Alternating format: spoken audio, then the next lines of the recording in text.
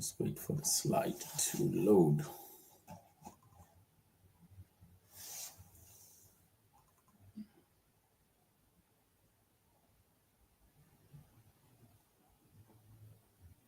Perfect. Yep.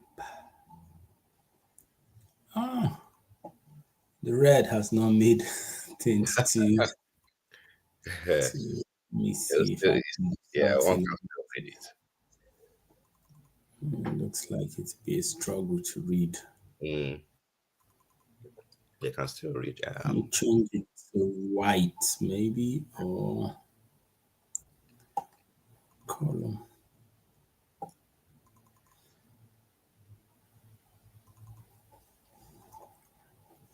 Let's try yellow. Yeah. Yeah, so I need to remove. Okay.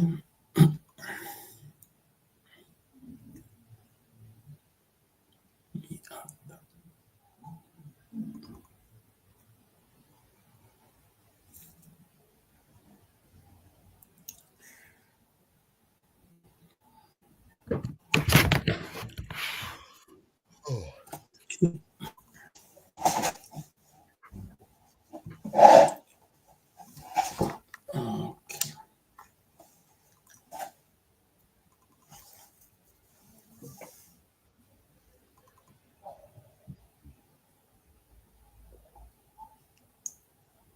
So almost all right, guys, welcome. We're just setting up, and we have our amazing host. We'll soon go to the formalities. We're just waiting for the tech part of it. Okay, this is a little bit better, not perfect, but certainly seems better than where we came from. So hi everyone. So my name is Jonathan, and today we're having the Make It Make Sense series, and it's career development for IMGs in emergency medicine.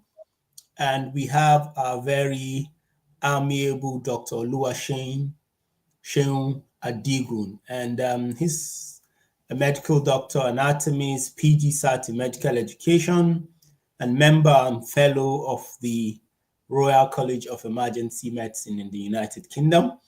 I would allow him talk about himself and introduce himself shortly. He's going to be guiding us through career development for IMGs in the UK.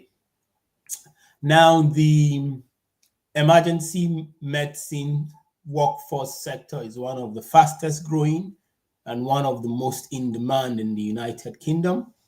And our research has shown that this is something that IMGs particularly don't have a really good look at or understand to progress their careers. So without wasting your time, we'll go to the next. So I think most people know me. My name is Jonathan, and that's my LinkedIn. I'll be your host today. So this would be our outline. We would have a speaker introduction. We'll have an overview of emergency medicine landscape in Nigeria. What are the GMC registration pathways to this specialty? And what is emergency medicine training pathways? And then the Royal College of Emergency Medicine exams will be explained. What core competencies do you need in terms of certification, career development outside training, common challenges and how to overcome them, and resources and community support? So without wasting your time, let's go on to talk about our speaker. So I'll let our speaker introduce himself and give you a sense of his journey, past, present, and future. Dr. Oluwaseun Adigun, please. Thank you very, very much. I hope you guys are doing great. So my name is Oluwaseun. I had my primary medical education, my MBBS, from the University of Ilorin in Nigeria. I graduated in the year 2010. I did practice for a little bit in Nigeria, as in West Africa.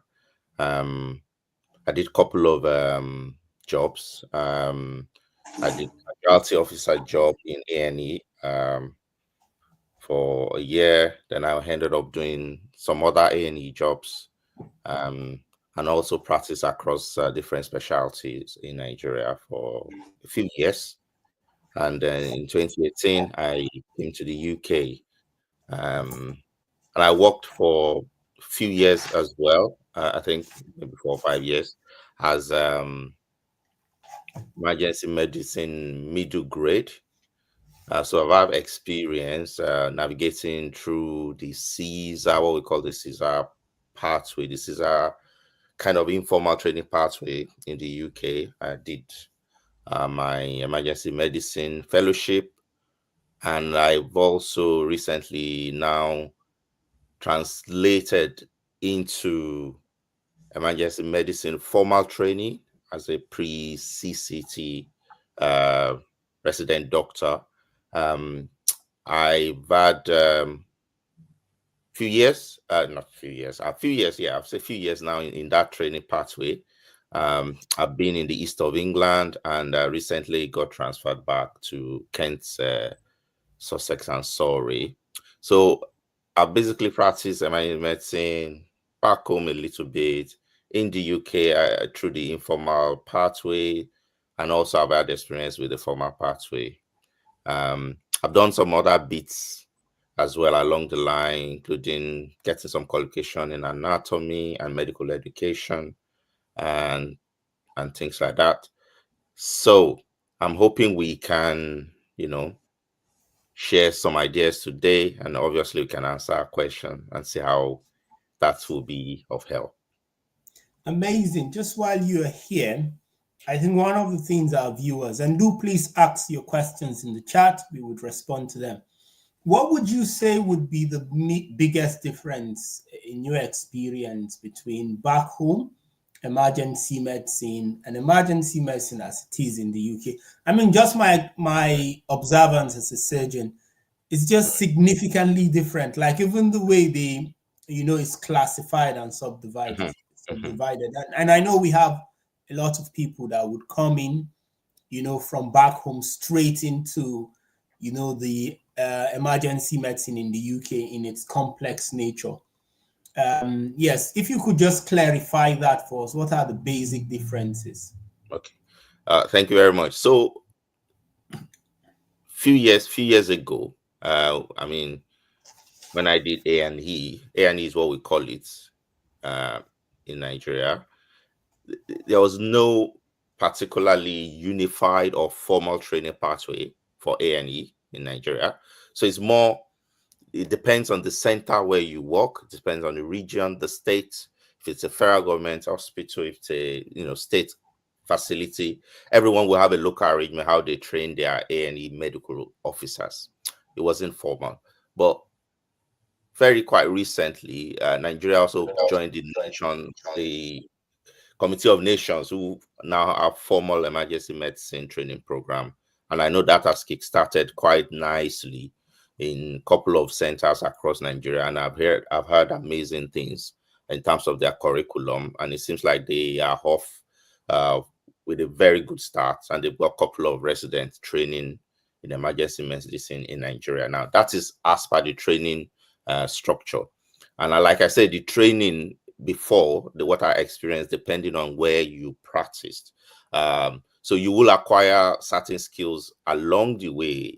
Where I worked, we had a consultant who was the director of training, and they will arrange rotations for you where they want you to acquire certain skills that they think will benefit you as you work for them in the A&E, so that you can provide what is essential service or basic service in that setting. So we had certain kind of local arrangement, how you get secondment and things like that. But like I say, it wasn't formal then, and you couldn't sit any of the exams because the Royal College of Emergency Medicine wasn't really present in Nigeria. So you couldn't take like the primaries or the intermediate or even the fellowship exam in Nigeria. So that was clearly a challenge. But now I think things are a lot better for colleagues practicing EM in Nigeria now, in the sense that now there's a college, they have their own training pathway. So things have moved along. So comparing that to the UK will be a bit unfair, if you ask me, because EM had been established, a bit longer in the UK. They have a formal training, they have a royal college, and things like that.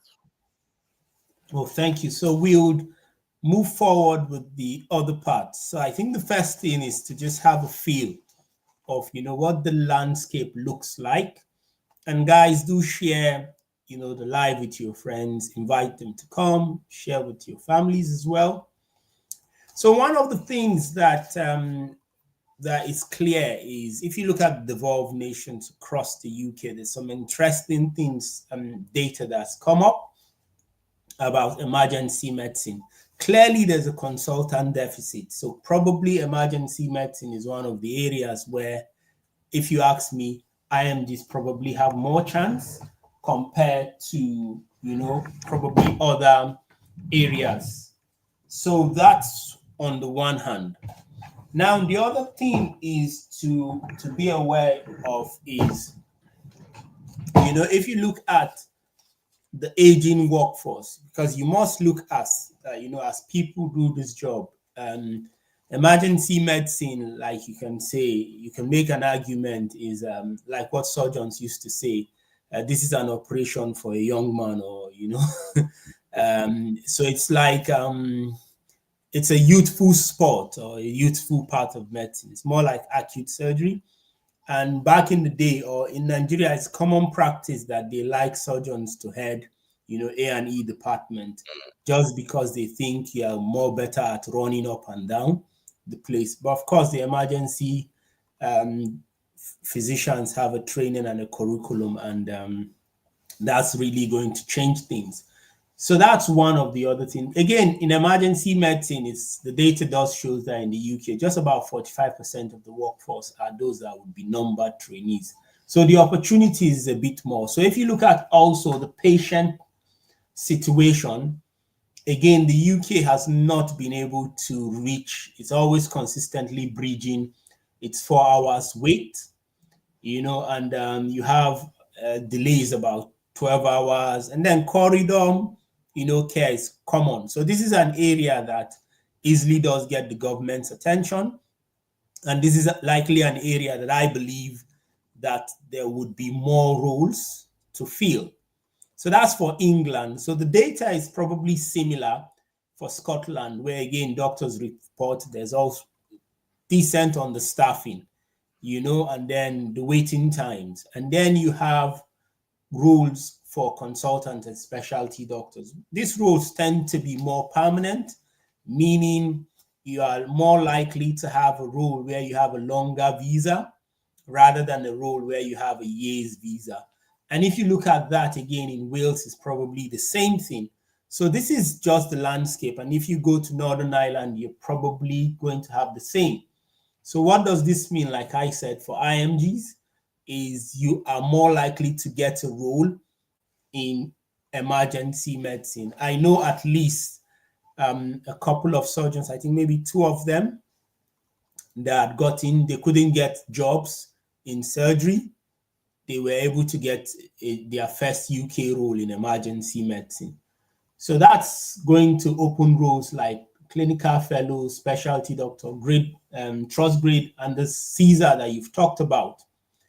A lot of our doctors have obtained the GMC registration. One of the things that our guests will talk about is the membership and the fellowship, and also, essential certification from young to old.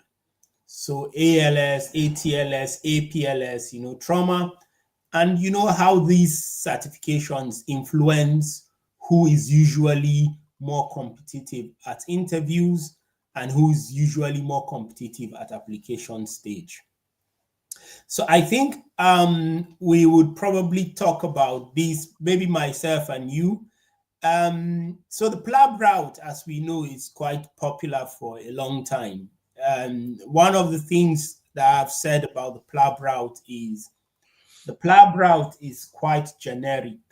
So it's not considered by itself, a qualification in a field. Dr. Adegun would give more context. What's in emergency medicine, what's the pedigree of the PLAB in terms of the registration of a doctor compared to, for instance, acceptable postgraduate qualification and the sponsorship scheme in like emergency medicine? Because I know clearly in surgery, we would always advance. So if someone has PLAB and has MRCS Part A, as a policy, the person that has MRCS Part A is progressed to interview. When they come to interview, until they give us a reason that they don't know, surgery or something, we would progress them rather than someone that has PLAB. What's the case like in emergency medicine? Okay. To be honest, it doesn't really matter much. This is because there are countries of the world where you couldn't even sit the membership exams for emergency medicine, for example. So if you're from Nigeria, we wouldn't expect that you will have membership exams, because it clearly the examining body is not present in Nigeria, so you couldn't have done it except you travel to come and do it. So it's really not. I'll say it's a desirable, but it's not an essential criteria for interview. However, if you don't have that certification in terms of that exam, you must have some experience, depending on what level of job you're also applying for. So if you're applying for a middle grade job, they expect you to have significant A&E emergency medicine, and for your career progression to show that, because if you come in on board, they expect you to practice with some degree of independence. So that's what they look for in your CV. So if you come in through the PLAB route and you haven't got membership, it's not a no. It depends on what level of job you're applying for, and it depends on your experience, your mixed experience. So if you're applying to join, say, a middle grade job in A&E, and you have significant trauma experience, let's say you're an orthopedic surgeon or you're a general surgeon, and you've worked in very acute settings, say maybe you work in a trauma center in Nigeria, and you apply to join a middle grade job in A&E, even though you haven't got membership, let's say you've got just a member of the West African College of Surgeons, that's absolutely fine. All those experiences will still be recognized. So even if it's not a UK membership. So if you're a family physician as well, because A&E in Nigeria historically used to be a tussle between the family physician and the orthopedic surgeons that will typically head A&E, and you always have that dribble between those two specialties as who is superior and who is best to run A&E. So if you're a family physician as well, and you have your membership of West Africa or even the Postgraduate Medical College of Nigeria, and you apply, it's still valid. And I know a couple of family physicians who come to A&E via the MTI scheme, who were fellow of West Africa College of Physicians. So it's still valid. I think because there's still that large vacancy to fill in A&E, they know that the membership exam is not readily available in all parts of the world. I think they look at other postgraduate qualification, especially if you want to join at a senior level. If you're joining at a more junior level, then the requirement is also a bit lax, and they just look for your interest and things like that. Amazing. Thanks for clarifying that. So let's look at the, training pathways, the options that people can consider. So I was able to get this one online. Maybe I did the right thing, maybe I got it wrong. But if you could just give some context to, the various options here, that would be very helpful. And listeners can understand which of the options is, available to them. Yeah. So basically there are I mean, all training pathways now. Um, Before we used to refer to some jobs as non-training jobs, but the truth is, even non-training jobs provide opportunity to do CESR, which is to get a certificate of eligibility for specialist registration. So I'll say even non-training posts are also training jobs. I think the way to classify is to say we have informal training and we have formal training. So for the formal training, this is you could join in through what they call the ACCS training pathway, which offers a kind of a joint STEM.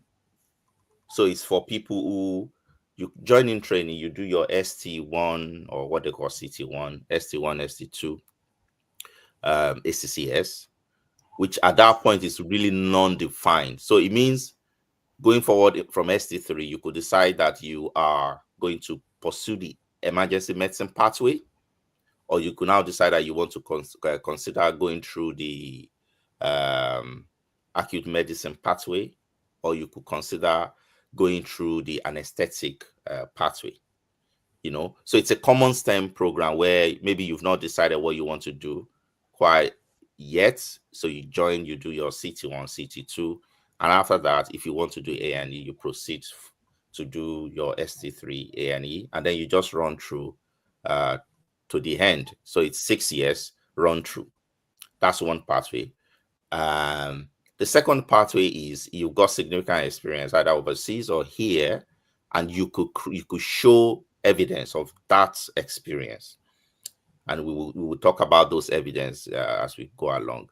So you have things in your CV, you got things on your portfolio, and you could show that you have evidence at the level of say CT1, CT2, maybe even CT3. Then usually also you had some of the exams and you have some of the core competencies signed off in either intensive medicine, acute medicine, or even anesthetic. Then you could join the training halfway. So you could join up the training in what they call the defined route of entry, or what you say, direct route of entry, the dream pathway. So you could join training at ST3 intermediate level, but then it will still take you 5 years to complete that pathway, and that will make you eligible for CCT. So the ACCS will also make you eligible for CCT, which is Certificate of Completion of Training, which is what people get when they do formal residency in the UK. Now, that is, so we've done two. We've done ACCS, run through, 6 years.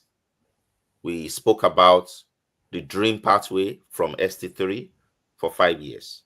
That will also give you CCT. Now, there's a third option, which is you've had also significant experience, but you sign up all your core competencies and you've got membership. Now, at this, you can join at ST4, and then you will only spend 4 years, and then but up until now, I think if you join at ST4, you probably would not get CCT, but you get what is equivalent. So you get what they call CESR CP, which is not just CESR, but it's CESR. The CP means combined pathway. So it means you have eligibility for specialist registration via the informal pathway, but you've also done some training recognizable via the formal pathway. So it's called CESR CP. So that is what we have now. And the reason is, a while ago, if you have not done ACCS pathway, you could not get CCT. You could only get CESR CP. But I think a couple of years back, the GMC agrees that folks who've done minimum requirement of training in different specialty can also get CCT. So for emergency medicine, the minimum required years in training for CCT is still 5 years. So any of the pathways you're coming through has to be 5 years, which is why if you do the dream from ST3, you will still get the CCT. And it's 5 years because ST3 in the dream pathway is 2 years. So it's not 1 year. The ST3 year, it will be 2 years. So you have the dream year 1, which is intermediate ST3, and then you have the dream SC3 year 2. The year 2, you basically go back, dialing on the ACCS CT2 competencies. So you go back, you do anesthetic, you do intensive care medicine, you do acute medicine in year 1. In year 2. But in the year 1, you will do the normal intermediate SC3 year in emergency medicine with pediatric emergency medicine. So you spend 2 years in the dream year, after which you now join the IR specialty training ST4, and then you run through. So that's 3 plus 2, that's 5 years. You will also get CCT. But if you join at ST4, it will be 4 years, so it's not up to 5 years. So you probably will get CESR CP. But if you're considering that, I say, and you're really bothered about whether it's CCTP, CCSR, CP, or CCT, I don't think that's a problem, because it's basically the same thing. It's basically the same thing. It also affords you eligibility to be on the specialist register, which is why, talking about the CESR pathway as well, I also think it's a training pathway is just a bit informal, because it's also the same status. You will get your certificate of eligibility for specialist registration from GMC once you finish CESR, and you will be on the specialist register. And as far as the UK is concerned, a consultant is a consultant, because you are all on the specialist register. So it doesn't really matter. And it's the same hard work. I'll say even the CESR pathway is twice the hard work compared to the formal pathways. So the third option, or the fourth option, is to do the CESR training. Now they call it now portfolio pathway, because it's been a bit streamlined. And before now, there used to be a lot of confusion as to what evidence do I need to gather, what do I need to do. But now GMC seems to have streamlined the portfolio pathway alongside the specialties. So for emergency medicine, it will take you roughly 4 to 5 years to realistically have all your competencies signed off before you could put in your application for CESR. And like I say, it's very intense in the sense that it's driven by yourself.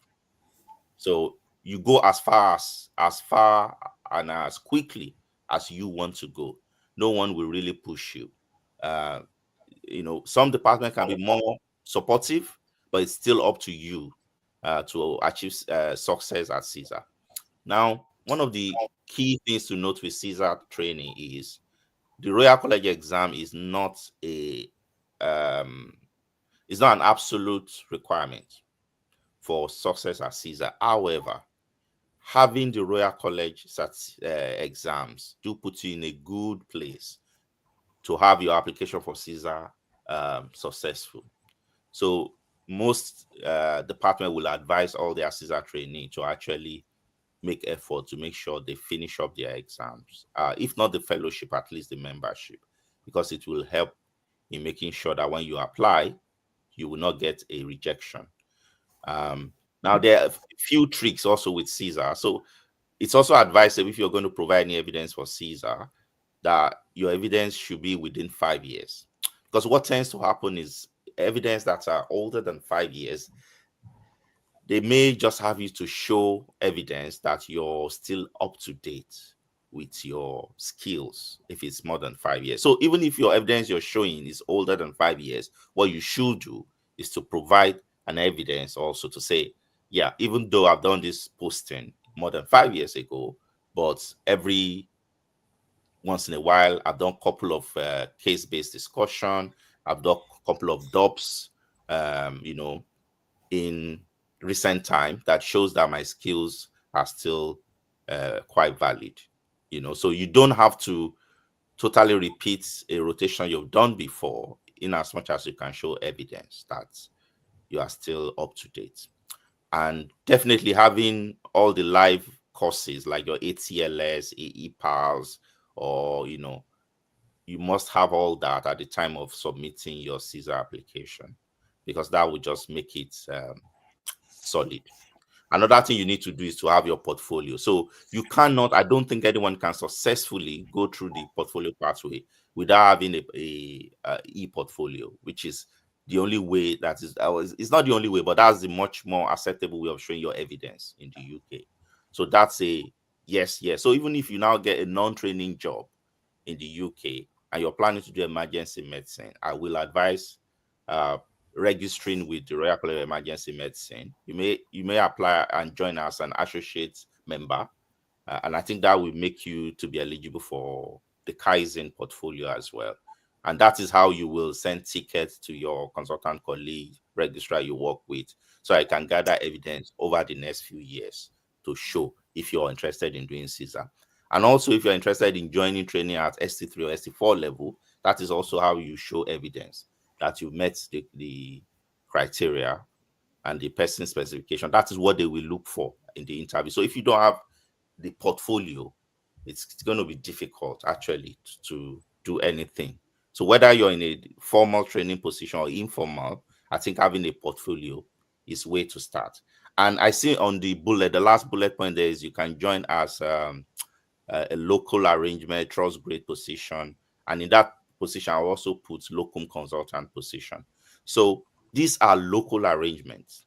So you could get, if you have very significant emergency medicine experience or even significant experience generally, and they think you can work at a consultant level, especially if you work in the UK before, you could get a locum position as a consultant if you have that skill set and that experience.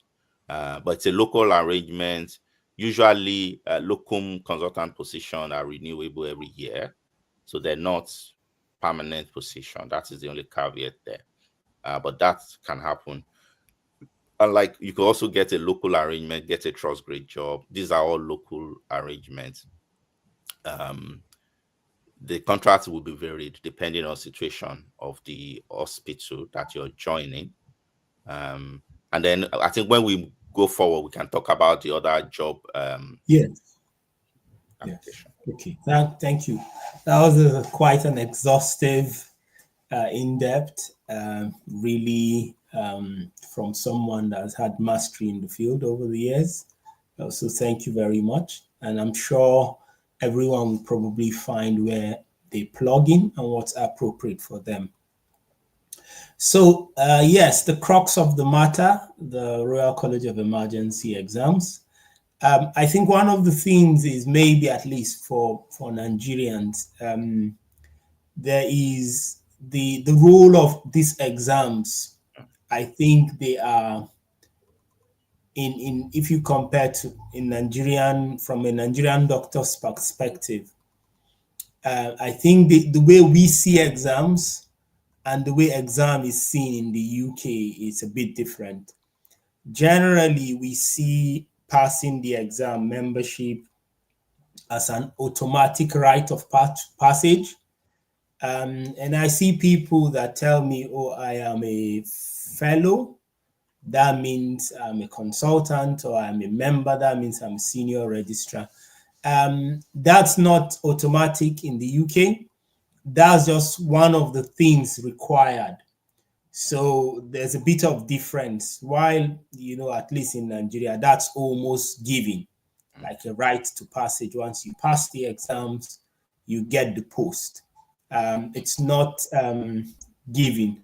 So I'll just go to the various exams, and this is for our guests to go through.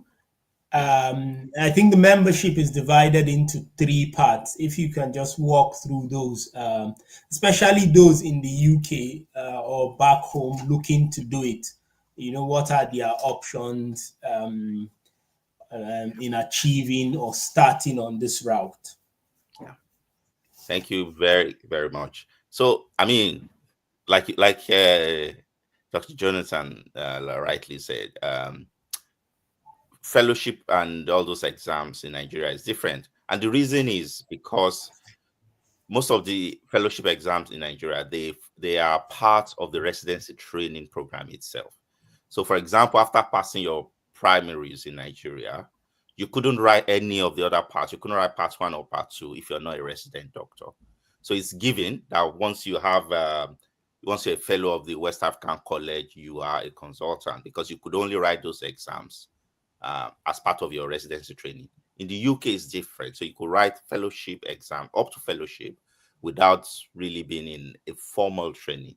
So you could be in informal training and still write those exams. So for emergency medicine, it's broadly into two. You have the membership and you have the fellowship. So for the membership, it starts with your primaries. So the MRCEM primaries is the first way to start.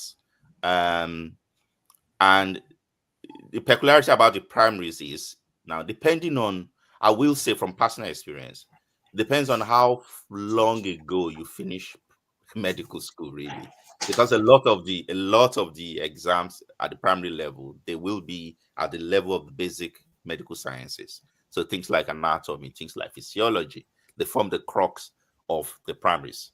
So I find that clinicians with significant years of experience who left medical school years ago may struggle with preparing for the primaries. And I think it will be the hardest exam for them of all the exams in the emergency medicine exams, because the farther it is from the time you finish medical school, your knowledge of basic medical sciences may become a bit hazy and a bit sketchy because it's been a while.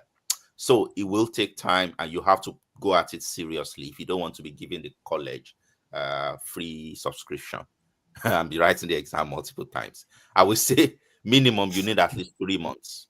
If you have time to study, you need minimum of 3 months. But really, if you're working in the UK in a busy A&E, I would probably say give yourself 4 to 6 months to prepare because you won't have the time. But if you have time and you have steady study time per week, then maybe 3 months. Okay, but to be on the safe side, I say maybe 4 months. Now, there are a lot of question banks that will help. There are a lot of online question banks and things like that that will help you with preparation. Um, the idea is to help your mind, and take you back, to those basic sciences. Um, I don't believe any of those question banks are actual recalls because, as you may know, recalls are a bit illegal in the UK, if I'm being honest. But most of those question banks are not, and I don't think they claim to be recalls. But what they do is they help you prepare in terms of take you back to your your medical school time and take you back to those common things in your anatomy, your basic physiology and things like that. That's how to prepare for it. Um, you also need a bit of resilience. So if it's been a while since you left medical school, I'll be honest with you, it is possible you write the primary twice or even more. But you have to make up your mind if that's what you want to do. So if you write the first time and you're not successful at it, I would say just give yourself a break, be brutal with yourself, see where your weak point is. Most of the exams in the UK will give you a feedback after the result. So you looking at the feedback, it will genuinely tell you your weakness. And what you need to do is be realistic with yourself. Look at your job situation. Do I have enough time to do something about this feedback? Okay. It is really not safe after failing an exam to just book the next available slots and just, because you're in a hurry to pass, you just book the next available date. If you're not addressing the feedback, you're likely going to fail again. And the more you fail at this exam, the more it just drains you. And don't forget, they're also very expensive exams. So if you go at any of these exams the first time, you don't pass, look at the feedback, address the problems in the feedback, give yourself a realistic timeline to address those things, and then book the exam again. Once you're done with your primaries, the next thing to do is the intermediate. It has changed over the years. They used to have different kind of exam, but now what is available is the intermediate SBA, which is mostly clinical knowledge. So they're not really going to test you again on basic sciences. They might still go a little bit into that, but it's mostly to look at your clinical knowledge. And it's simple best answer. Okay. Most of these exams now, you are able to do them, online, or at a test center. So they are computer based basically. So it's the SBA that you should do next, is the intermediate SBA. Now, after the intermediate SBA, the third thing you should do is the OSCE, the membership OSCE. Now, the membership OSCE is basically OSCE, it's clinical scenario, there will be, I think, 14 or 16 stations, and it will be among that, it's a mixed station. There will be a clerking station, there will be a text of procedural skills station, and they look at other things, your thought process and things like that. Now, the difference between the membership OSCE and the fellowship OSCE is this. At the membership OSCE, the examiner is looking at you that you're able to practice at the level of a senior registrar, and that you're able to discharge decision at that level.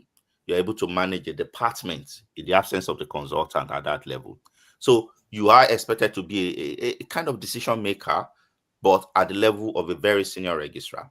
Now, FRCEM, OSCE is almost entirely the same thing, but they expect you to operate at the level of a day one consultant.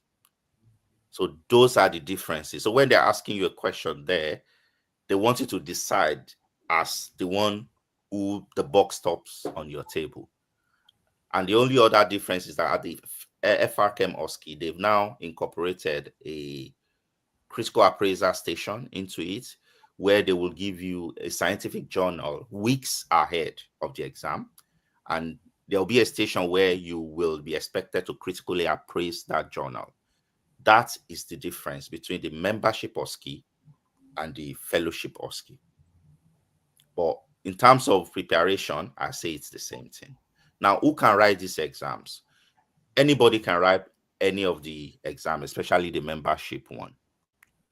But as you go towards the fellowship, they tend to everyone can still write the fellowship exams, but they prioritize people in training. So they prioritize those at ST5 and above for the fellowship exams. So the fellowship also has the SBA and then the OSCE. So if you apply and you don't meet their criteria, it's possible that they will tell you they are not able to afford you a seat at the exam because they are prioritizing those who are about to exit the training, because you can't exit training without passing your fellowship. So they may prioritize those ones. They also prioritize non-trainees who have evidence. Don't forget, they have access to your portfolio. So if you are on your portfolio, you are doing CESR, and they see that you are the 4th or 5th year of your CESR, you're about to throw in your application, they may also prioritize you to make sure you get your fellowship exam done. But if you're in training, towards the end of your CT2, you have to pass your membership OSCE, because this is the only way they will allow you to progress to ST3, only if you pass your OSCE. But you won't be allowed to sit the FRCEM until you're at, I think, ST5. That's the only difference. But anyone is allowed to write those exams. It's just the prioritization situation. The OSCEs generally, there are a lot of training programs in the UK where you can go and do in-house training to prepare you. Basically, there are practice sessions for OSCEs.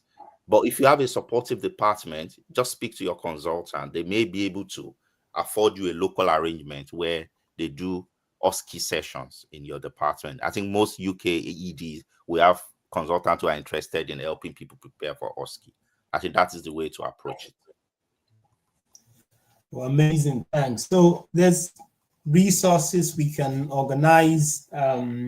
Myself and Dr. Odegun can organize, of course, mentorship for you, where he'll be leading, of course, but that's paid. And the model probably that I recommend is probably a monthly one, so that you have enough time, and then you can renew every month towards your exams. And that way you know what to read, what's useful.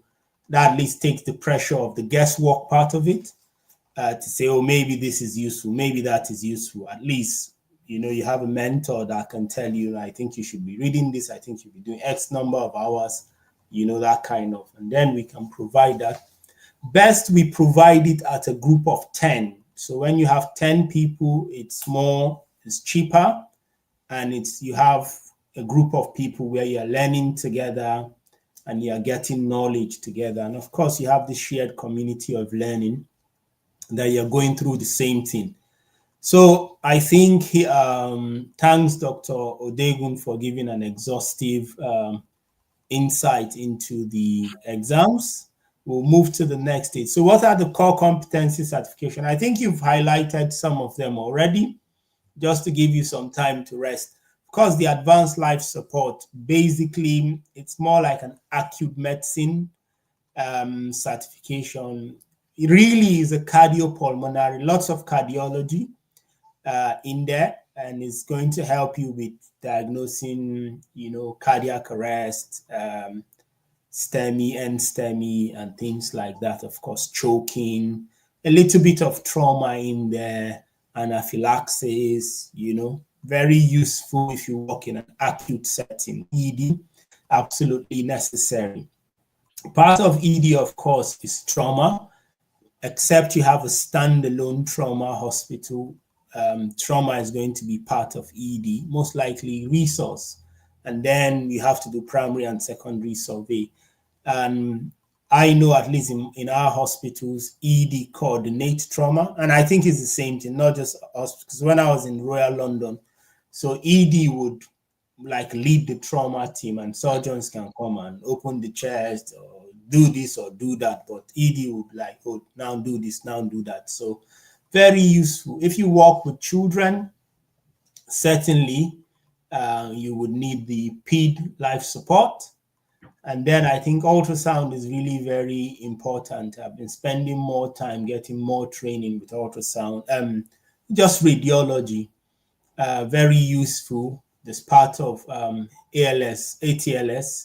You can use trauma to diagnose free fluid in blunt abdominal trauma with bleeding and all of those, pleural effusions. So a lot of this.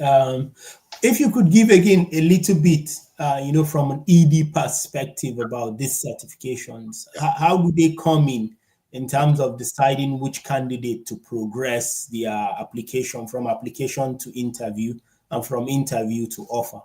Okay, so thank you very much. So I'll say the core competence in ED, there are actually, you could say there are two kinds. So you have the mandatory life courses, which is the one that Dr. Jonathan have explained nicely here. But then you also have what I call the crucial core competencies.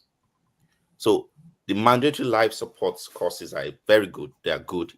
But don't forget, if you're coming from overseas, say you're coming from Nigeria, I'm not sure you'll be able to do proper ALS and ATLS. I'm not sure. I think there are very few centers that actually offer these courses in Nigeria. You can do the American version, okay? It's not like for like. But what it will do is, in your CV, it will show that you have the knowledge at the level of this mandatory life support courses, at the level of getting your first job in the UK. That is what you need. So even if you don't have access to these exact courses, if you've done something in Nigeria, say you've done an American version of these courses in Nigeria, still by all means put them there, put the certificate there, because what it will say is you have some knowledge of these mandatory life courses. And during your interview, they may decide to put that to test and see if you can recognize life-threatening deterioration and you know how to react to it. So even if you don't have ALS, you don't have ATLS, but you have some version of it. For example, when I was back home, I've done some resuscitation course, obstetric emergency. I've done some trauma resuscitation courses prepared locally. All I need to show is provide evidence of that, okay, and you'll be recognized, okay?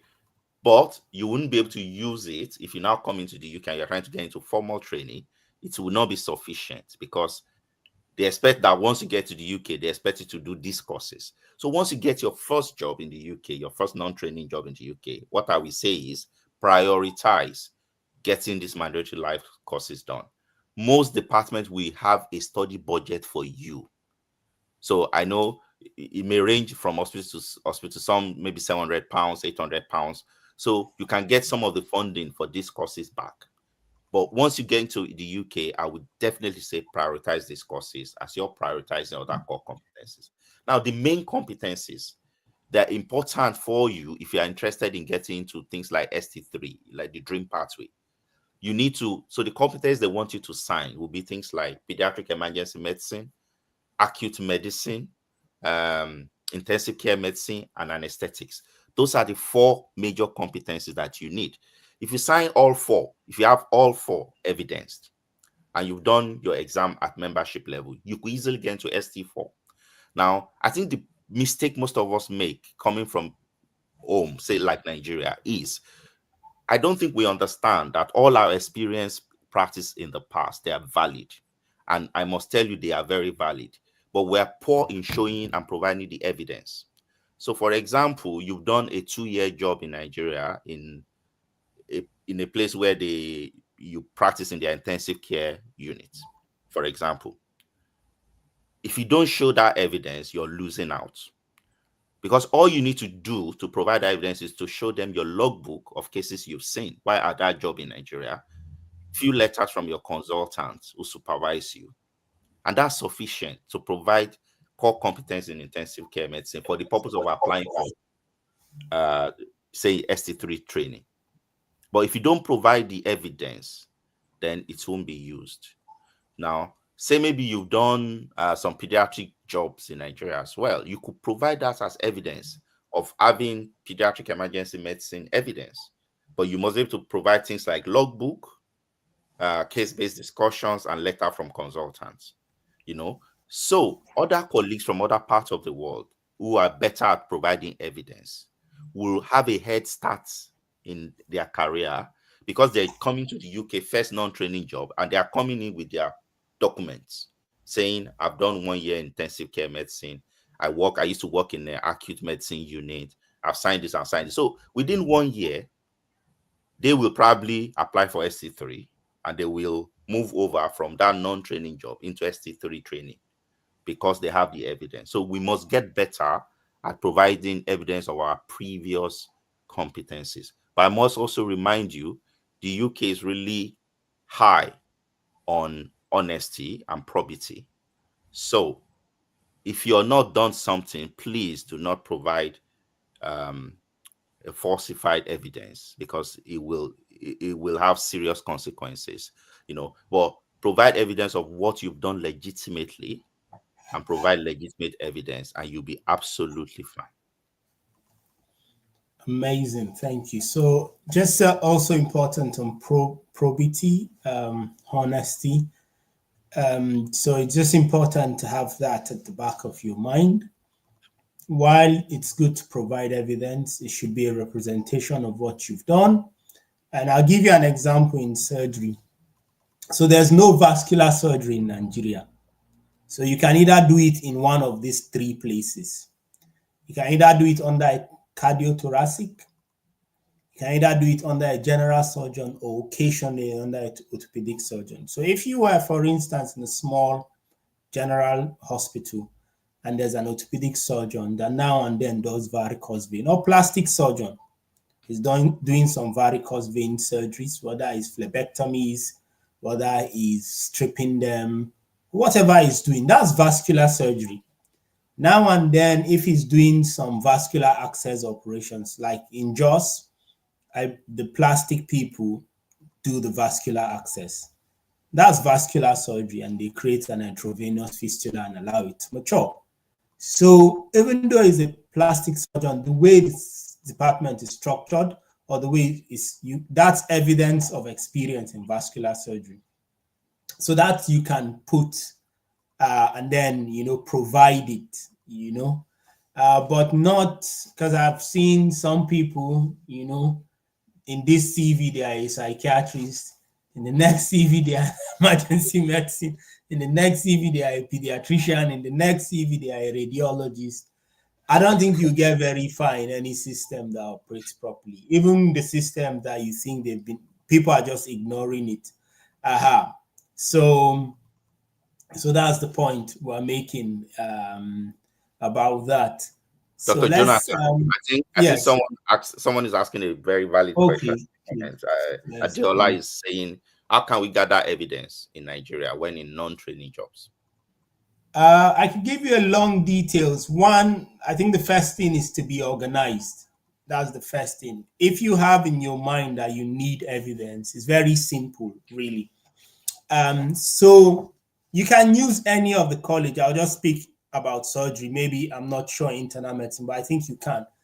So if you go online, National Postgraduates, their logbook is free. You don't need their permission to download it. So in Nigeria, logbook is free. So you just go to National and download it. And I have no doubt in my mind that if you do that and feel, because I did residency training in Nigeria, the anesthetists will sign for you. Anybody that you did something will sign. So the first thing is you don't need to buy, download the logbook from National College. I have both of my logbooks now. It's still here in my house in London. So you go, oh, I've done this, and then be proactive. Let's say you are in a department where they are giving residents presentation. You tell the professor or whoever, I'd like to present as well.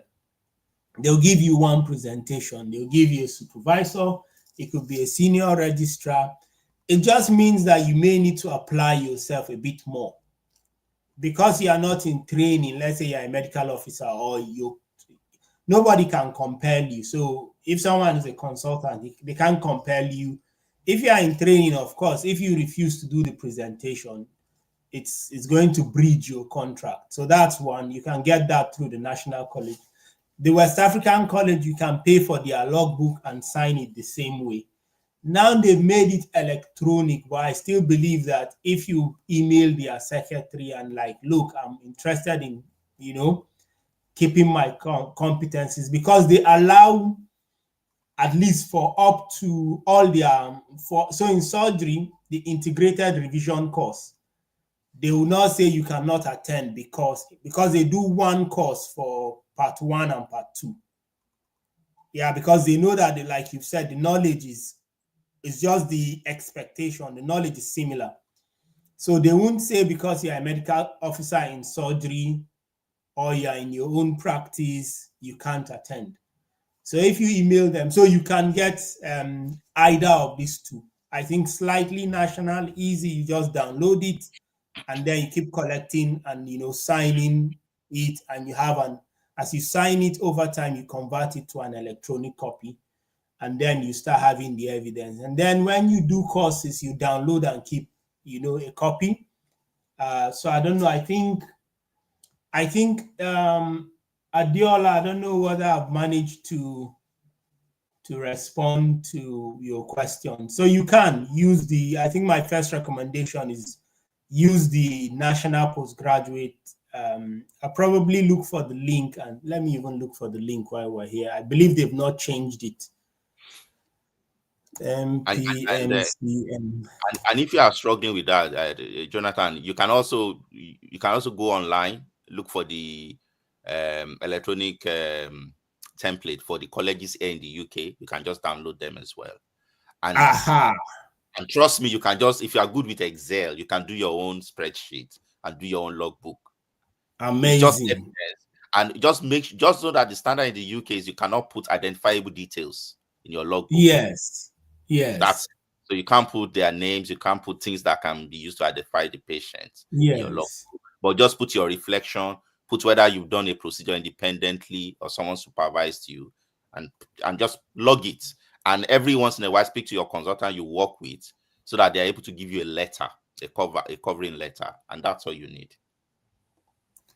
Yes, so so you can use this when you're not in training. Okay, so someone said I did pediatrics and medicine posting over 6 years ago. I have my logbook. Will it still be acceptable? The answer is yes. What do you think, Dr. Adengu? Yes. I mentioned it the other time that you want your evidence to be within 5 years. However, if it's outside 5 years, you just need to show that you're having constant development. So just showing that will be maybe, so if you still keep a logbook and you've shown that in the last 6 months you've seen pediatric cases, with the varying degree of complexity, then it validates the fact that you've done is a training 6 years ago, because up to now you're still using that knowledge, and and if you attend a CBD, a CME program that covers that competence, then you are okay. You can still use it. Okay, amazing. So that's the point. So So I think you've talked about this. So some of the roles, of course, outside training, clinical fellow, specialty doctor roles, building CESR, I think you've given an extensive discussion. I may just talk a bit about academic education and leadership opportunities generally. So there are a number of academic roles, and they tend to come as clinical teaching fellow. Some of them have a bit of honorary clinical work attached to them. It will depend on the stage where you are. I've done, I think, 2 of those, one in surgery, one in medical education. So you tend to teach medical students. It tends to help you build your teaching skills, see how the program is organized, see how a university, system operates, whether undergraduate or postgraduate level. And then you can also compare, what work like in the NHS is and what work like is in the university. And there are points for this, as far as I understand, in surgery. And then leadership, of course, there are a number of leadership fellowship roles. And I believe you have this as it applies to emergency medicine. So maybe if you give a little bit of more context, how, in relation to these roles in emergency medicine, settings. Okay. I mean, we have a couple of these job opportunities every once in a while, popping up as well. Now, sometimes some of these jobs are not entirely standalone. So sometimes they are open to doctors who are either in training or in middle grade roles already working in a trust, and they will just, at pro rata, they will just say, okay, this is you give us 2 PA commitment, and you work as maybe a medical education fellow, but you are already in training. It's just an add-on, so it will reduce your clinical commitment because you give some hours to clinical leadership or to academics, but they are standalone ACF roles, like clinical academic roles, standalones, proper jobs. Like you said, they will just tell you you have X amount of hours for clinical commitment and X. These are lovely roles in the sense that, like you rightly said, it gives you points when you're applying for training. So when you want to apply for training, they do a self-assessment. And I think most specialties will have points for education and for leadership. If you have the opportunity of doing any of these roles, that will help you sign off those that part of your self-assessment. Some other roles like this will also offer you subsidized postgraduate qualifications like a PG SAT in medical education. Sometimes that comes with your role. So these are lovely job roles. If you have the opportunity of applying, I would definitely say go for it. Especially if you had done some work in Nigeria, or anywhere else, that you can show that you have a track record of having interest in medical leadership or medical academic. If you have written academic papers, you've worked either part-time basis or you volunteer teaching medical students, those things, you'll be surprised at how it will come handy in helping you get some of these roles. And these are really, really good roles. Amazing. Thank you a lot. So guys, do apply for these roles. It can be helpful. And I think bonus point, they tend to be good for work-life balance or career progression balance. Because sometimes without a lot of experience, it can be a bit too much when you are coming in newly into the NHS. So what are some challenges? We'll just talk about these. So adjusting, of course, to a new system is certainly not easy. If you can, I've been practicing that for a few years, always test the soup before you ask for a serving. And it's practiced in restaurants. If you go, it's like they give you a bit of wine and say, do you like to test? Because they don't want to give you, a glass and you don't like it. So it's like that. Have a feel of the system. UK, they tend to say, try before you buy. In terms of hierarchy, I think probably it's everywhere. Understand the hierarchy that exists. Generally, UK culturally, people will give you the impression that the hierarchy is not there. But trust me, the hierarchy is as much there as anywhere else. There are things that is meant for the consultant to decide. Learn to know that. There are things that is meant for probably the more experienced registrar to decide. Know that there are things that registrar can decide. Know that there are things that SHOs can decide. One of the mistakes that you can make and run into quickly is trying to decide on things that is beyond you, because when things go sideways, usually UK, nobody will come and clean up things for you. It happens to consultants, so do not operate a patient and then think you find it easy to transfer, or make a decision. Then, of course, communication.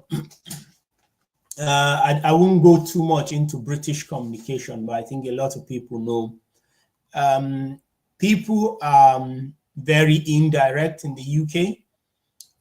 Also understand that the same word can mean probably 3 different things depending on the context. Of course, there are cultural differences. What I would say in summary is in the UK, don't make too much effort in trying to make friends at work. It's going to get you more problems than you think. So do not tell people too much about you at your working place. UK is people are not very private with information. So except you are comfortable, don't start telling them about your family problem, your specific health problems, except you are okay, which some people are, because that information is likely to be shared. Now, if it's absolutely required, then you've got into that stage. But be careful with telling things in confidence. At least I know in Nigeria, you can tell people things in confidence. And then get training on everything. Diversity is a very diverse country. So you have everything from male to female and everything in between. So you have to get comfortable with that and know that you would have patients that have peculiarities. Then you are also probably going to meet the highest number of cultures in your entire career. It's a very heterogeneous, country, and you see that in your practice. So you see everybody from Nigerians to Caribbeans to EU to Italians to Americans, and the way they approach things is just different. Like I have my American patients who come and say if they had an issue with another staff, they will call the staff the B word. Like they will say that staff was like, Americans are very expressive. Call British person will complain, are complainful in a polite way. If you have Asian patients, they are more like Nigerians, especially the ones that are still not born here. They are very direct. They will speak their minds. Arabs are probably like that. So these are a few things. These are probably learned on practice, but things you have. I think Dr. Adegun has clarified exam failure and navigating reattempt. Just understand that life is you succeed based on persistence. The only thing that gets you through some of these things is patience and persistence. Take feedback and see. What I always say, I don't do the same thing twice the same way. I must look for something that would improve. So that's a useful mentality. I think we do not give mentorship the attention it deserves. So it's useful. Like I said, myself and Adegun, we have a paid mentorship program. And I think if you come in early, with us, you start as you're going towards your exam, don't make the mistake and then come. I think we're raised that way. It's not correct. If you want to do well, do like the athletes. You need to learn to avoid the mistakes, not make the mistakes, because then you go from, if you were at level 1, you go to like -2. Now you need to come back to 0 and then start building, and time won't wait. So when you come, as you're applying, come and get mentorship. Yeah, don't go and develop complications at work or issues with the exam, you know, or issues at, you know, your workplace. So start early, you know, so that, you know, I think most of us is once your mentor helps you get clarity of what is ahead. So if you are going, whether it's war or whatever you're going to face, once you have clarity on what is expected, like the way Dr. Adegun has broken down, you know, emergency medicine, I'm beginning to feel like I can do this. Why? Because I know what I'm up against and I can plan my time, you know, plan your family, plan your social life, plan your resources.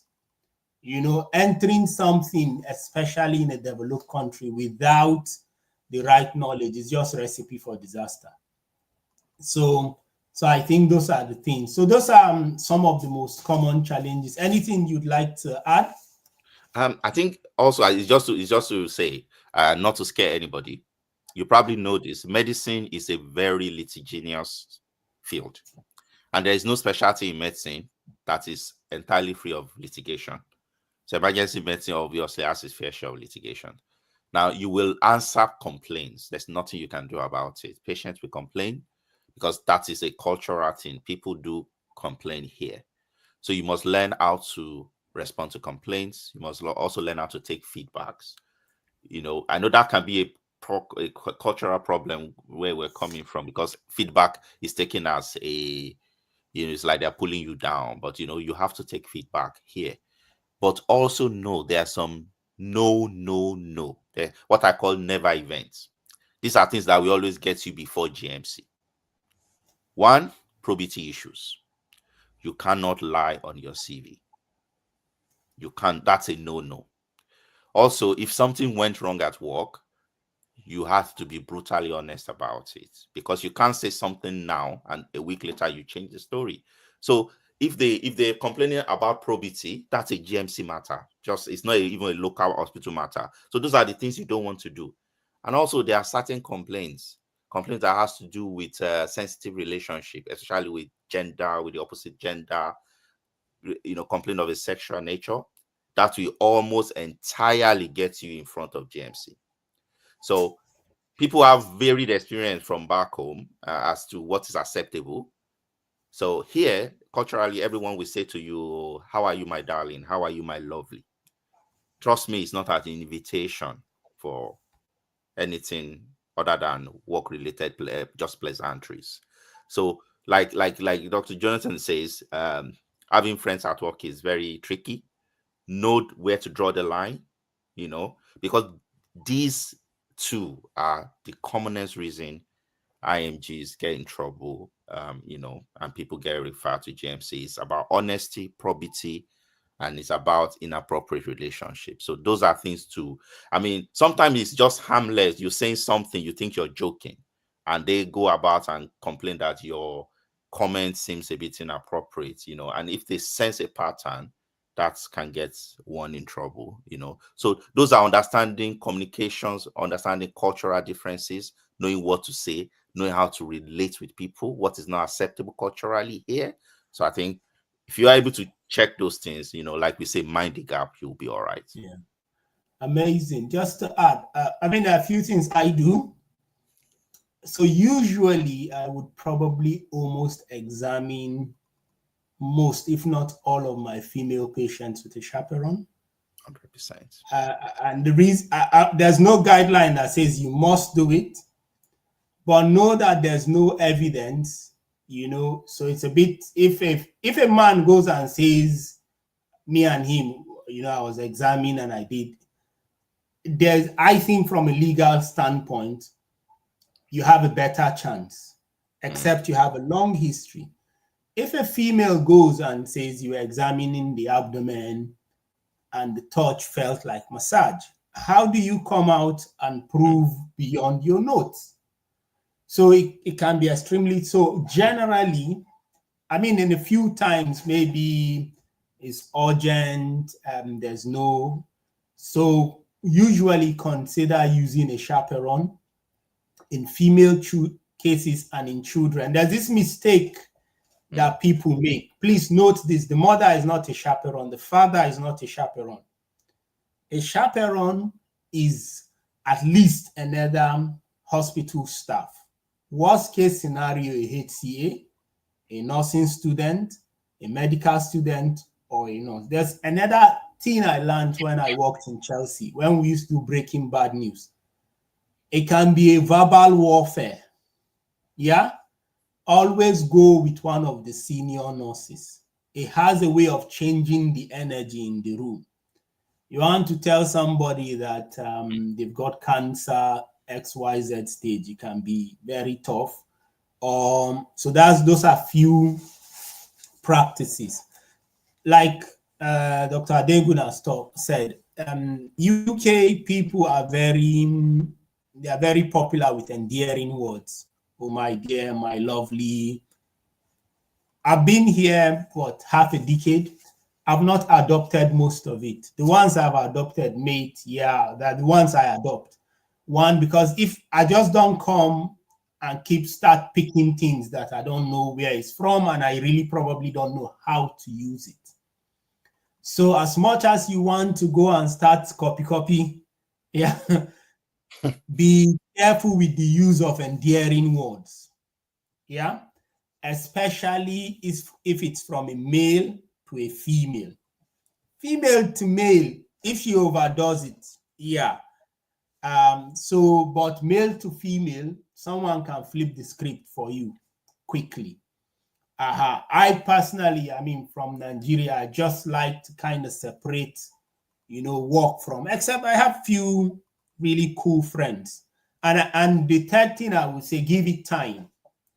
So UK, British culture, people don't meet new people, especially that are not, from the country. See, watch how they make friends. Give it time. Give you and the person time. 6 months towards 1 year. See the pattern, and always mind the gap. You will get into, the risk is just too much, You may just say, my darling, and the person will flip the script and said they think the word was used in a suggestive way. But this person have called you my darling maybe 11 times before. So the same person is, so these are the cultural differences. I don't believe that if you go to a place, because there are things we do as Nigerians that other people, it takes them a long time to learn. If you meet two Nigerians, I think Nigerians are probably the only people that you meet someone that you don't know from anywhere. He's eating maybe burger, you say, give me small. And you just met him in Zurich. If you do that to a British, like they'll be red. They can give you, but they'll be like without their permission. They will be, so give yourself time, understand the culture. And like he has said, complaints are part of the business. A few things to know, try and practice properly, work on your knowledge on a daily, know the difference between this and that. Stop. Some people do this copycat practice. When the patient comes, write small history, pass you get me? There's just so much. Once that is scrutiny, know a bit. Understand the processes of the department. As you work, you begin to earn people's respect because you start coming across like you know what you're doing. And once you do that, even with the complaint, is going to help you. Because one of the things that the patients will say, and sometimes they are not wrong, they can tell when you are not confident. They'll say when he was speaking to me, he didn't seem to know, couldn't answer my question. Because they do, a lot of the patients here do a lot of research. In fact, they'll come with a small notebook. So if the patient has done this much research on, let's say, colorectal cancer, and you have not done, and of course, if something is highly technical, just accept. Really, I can't say the amount of those. This is for medical oncologists, Professor XYZ is his team. What I know is at this stage, you may benefit from this, and this. You know, a bit of prep, a bit of speech. One thing I've noticed that the patients respect, and everybody does.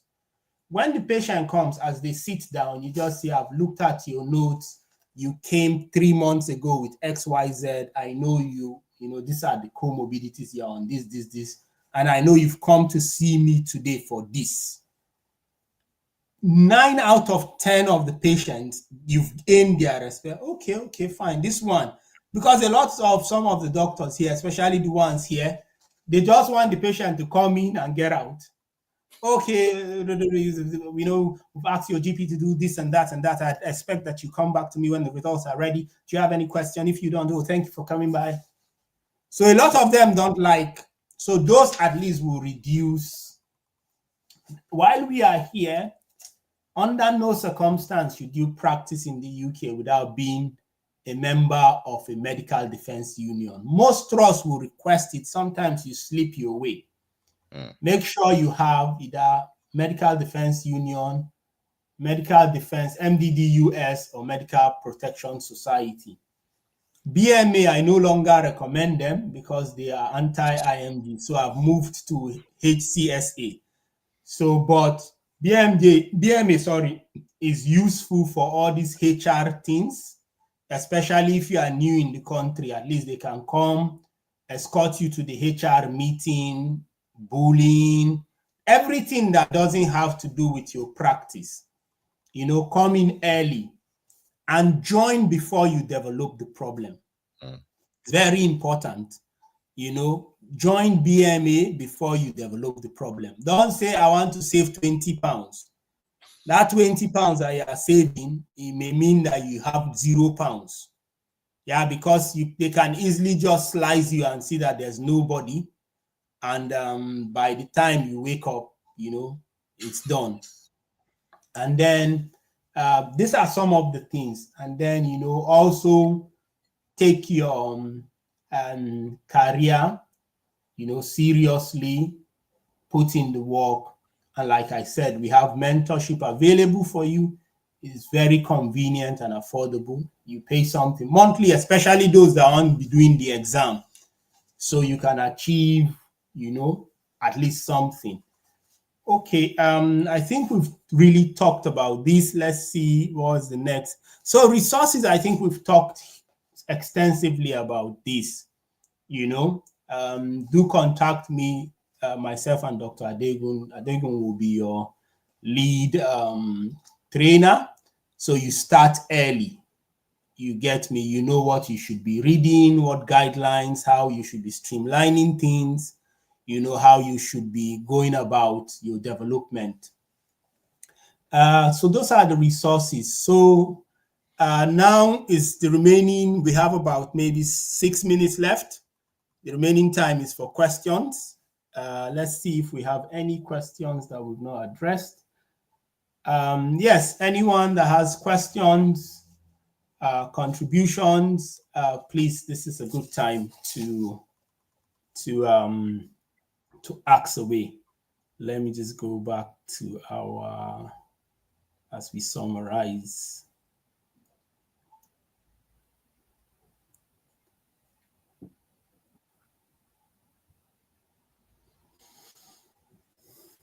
Yes, so our speaker for today. So our, you know, it was Make It Make Sense series, and it was career development for emergency medicine. And our host for today has been Dr. Oluwaseun Adegun. He has MBBS from the University of Ilorin, which does produce some of the finest doctors in Nigeria, actually. There's this professor in colorectal surgery, if I remember his name, very amazing guy. He has a master's in anatomy, he has a postgraduate certificate in medical education, membership and fellowship of the Royal College of Emergency Physicians. And all this he's managed to do in the last, I believe, 6-7 years while working in the NHS. So we've gone through, you know, our speaker, the work he's done, he's covered all of the pathways for us. Is also, we've also talked about the landscape of emergency medicine, the opportunities that exist therein, across the UK countries, from England to Northern Ireland. We've also talked about the GMC registration pathways and how each of them applies to different people at different stage of their development. And we've looked at the emergency training pathway from the ACCS, the DREAM pathway, coming in at ST3 and coming in at ST4, looking at the roles of the FRCEM exams, the membership and the fellowship, as well as the core competency certifications. We've looked at everything from ALS to APLS to ATLS and ultrasound training. And I think you also talked about, is it the crucial competencies, where you talked about intensive medicine, anesthesia, was that acute medicine, and there's one more. Pediatrics. Pediatrics, as a requirement. And we talked about how you can sign these competencies if you've actually done them overseas and you have the evidence to demonstrate them. We said you must avoid, of course, probity and falsification, which maybe some people have fallen a victim of unknowingly. Please do not become, a surgeon today, a pediatrician tomorrow. If you have experience, at least in fields that go together. So probably there's some cross relationship between surgery and emergency medicine and pediatrics and emergency medicine. But very difficult, except you have experience in both fields, to say surgery and psychiatry. So do not become a surgeon in one CV and a psychiatry in another, and a psychiatrist and then a radiologist in another. That's questionable and dodgy behavior. We've talked about career development outside training, academic leadership roles in the NHS. Talked about challenges, various of them, the NHS hierarchy, how to recognize and work with them. We've also talked about unique cultural, talked about the role of chaperones. We talked about parents are not chaperones. And we talked about, how to mind the gap in your workplace so that you don't overstep them. And then we talked about resource, and I've said we have a mentorship program that it's a subscription for a monthly basis in emergency medicine, which Dr. Adegun will be your mentor. I don't believe you can find any better mentor for your career growth and progression. So I would just give Dr. Adegun 1 minute to round up and then see if we have any questions. Thanks for listening. Yeah. So we got a question. How can one streamline to a particular specialty if they've been in general setting for a long time, having exposure in different areas? So I'll tell you what I've told people before. I tend to advise the rule of 3. Yeah, and the rule of 3 is pick your top 3. So number 1 will be the topmost specialty.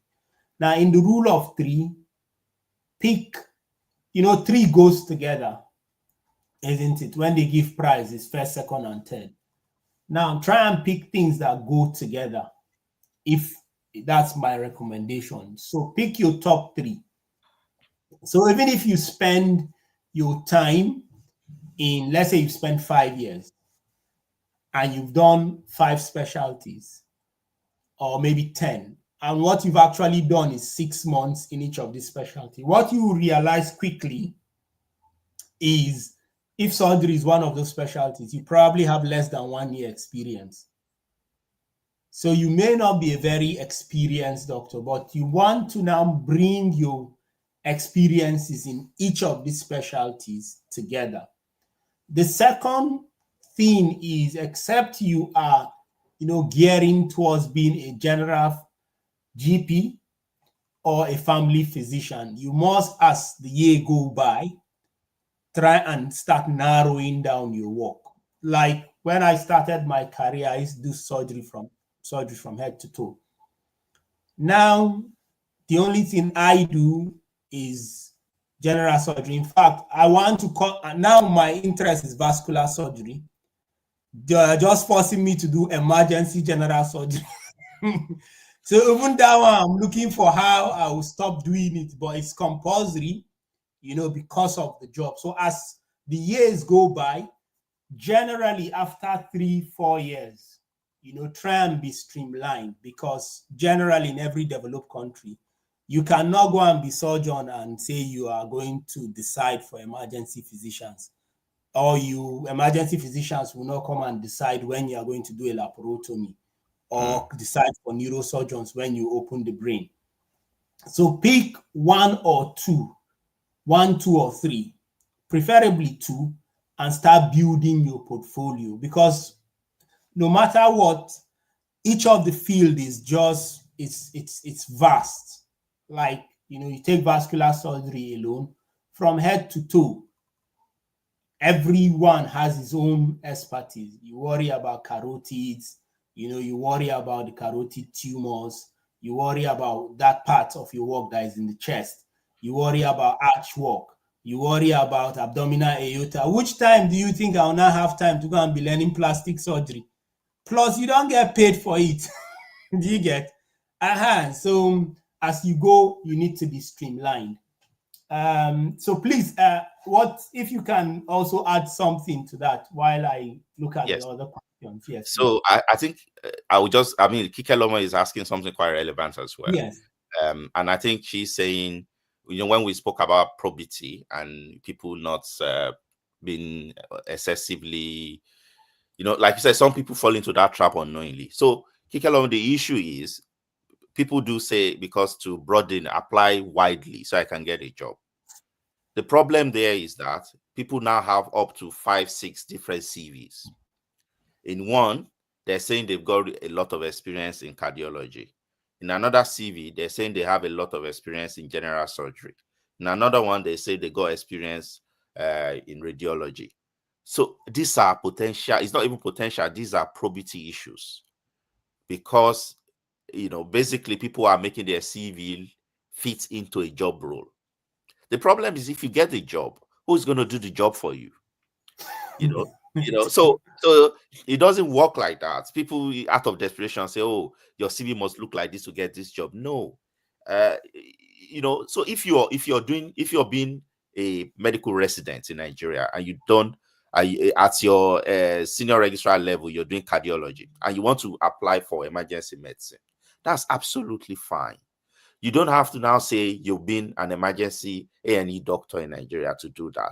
What you should say is you've done your medical residency in Nigeria, and then the few instances you have where you have input in A&E, I like that in your CV. And I like why you feel your skill set will fit into A&E and show learning interest, why you want to do A&E as that person who's had this background. I've had colleagues who were plastic surgeons in Nigeria and they've come back to A&E to do some A&E jobs. They would not rewrite their CV and say they are, they will say, yeah, exactly what they're doing. They're a plastic surgeon in Nigeria, but they've had some experience dealing with trauma in Nigeria, doing it with A&E, So it's all about probity. And probity is a big, big, big issue with GMC. Like I said, it's a never event. Okay. So don't let people push you into that mistake, because people fall into that trap unknowingly. People have mentors who tell them to do things that are not, going to be beneficial to their career. I think that is the point we are making. Yes. So the other thing, people say they put a lot of applications. Reality is, think about it this way. You are competing with others. Try and always think, what is it that I have to offer? Yeah. If you say, yeah, I've been doing surgery all my life, but I think this role in emergency medicine may work for me. It's your job to convince that you don't need to become somebody new. If you say, fine, I'm not strong in all these other areas, in children or whatever, but at least resource. Fine, the consultant will say, fine, let's invite you to the interview. Fine, start with in resource. Then gradually you build your skills in the other area. The issue is sometimes people have stopped developing their careers, because I look at people's CV. The last time they did anything that added to their CV was when they finished medical school. You are in a field that you are going to compete with people. Yeah. So you must keep saying, what am I adding? What am I adding? What am I getting? So that, because the system is looking for people that they can use. So when you look at your CV, keep asking yourself every year or every 6 months, you must add something to your CV. Yeah.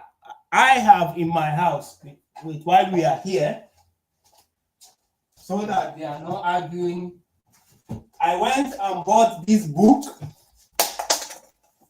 Learning Radiology. Why?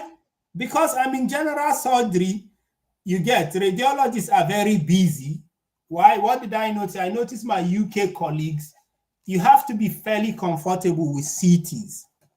Yeah, you need to know if you want to plan your operations, you need to know where it's blocked. You need to calculate, because everything is laparoscopic. You need to calculate the distance from the skin to peritoneum and know whether, as a registrar, should you go here or you leave it for the consultant.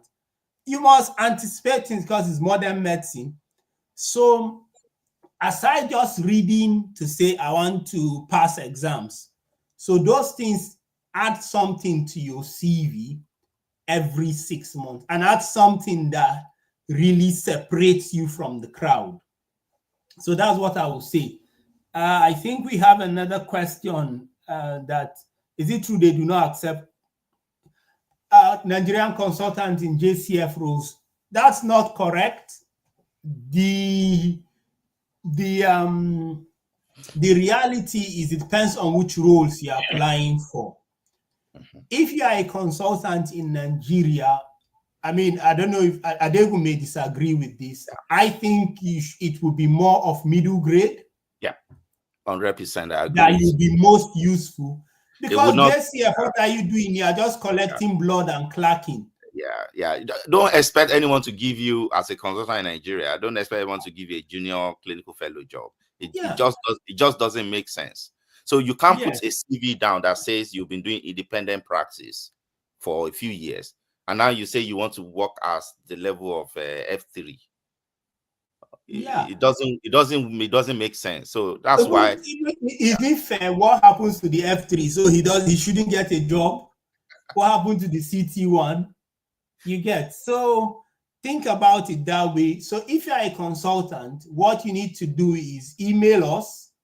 Let's look at your CV and then prep you for a middle grade role.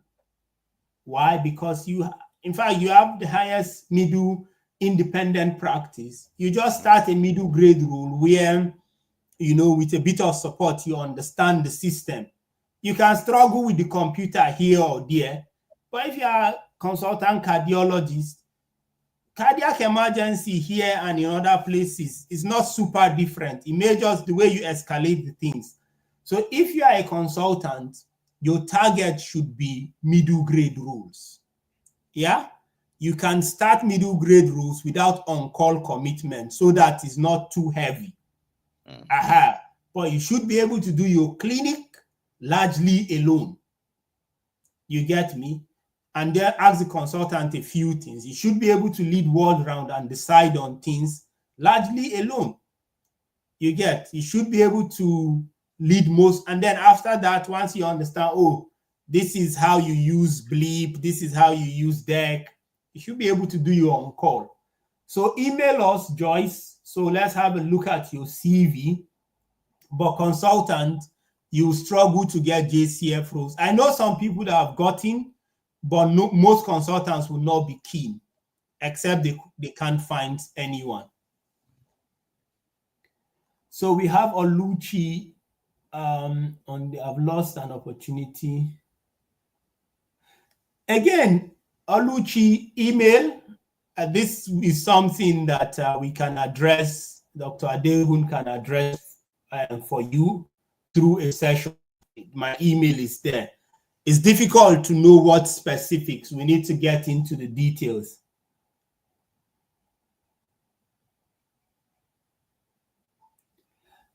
Everything that is required that we've talked about, yeah, you can do, you can get it. You know, guys, the difference is the way that we've been approaching it for years. So that's just the main difference. And this lack of mentorship, which Dr. Adegun have said, you know, we have something that you subscribe to on a monthly basis so that you understand, you need to be aware of what you need. And what you need, you won't know the answers overnight. Okay, could one arm himself? Yeah. I think we've answered this. I think Dorothy. So fine, I'm putting my email again. Email me, and then we would be able to help go look at your CV and then give you step by step. More likely, we're going to give you a 12-week plan. Yeah, for instance, if you experience, you don't have teaching experience, you won't correct that in just a week, isn't it? So if you want to do a teaching in A&E, one must plan the curriculum of the teaching. If Dr. Adegun is mentoring you, route it through him. You must get the permission of the head of department, agree it, isn't it? Advertise it, you know, do the teaching, collect the feedback. Preferably, you may record some of your teaching sessions, so you have it, host it somewhere. And then you get the feedback. Now you reflect on the feedback, because sometimes Nigerians, we have this quick result type of things. So when you collect the feedback, then now that's teaching experience. And then you may reflect and say, how do I improve this? Now, sometimes they may give you feedback and you may need to work on something. Yeah. So, but it starts with an email. And we can, I think we've overrun and we've kept Dr. Adegun by an extra 12 minutes. Sorry, and thank you for your time. Any other question before I just give Dr. Adegun the last 1 minute to, you know, just tell us a few take-home message?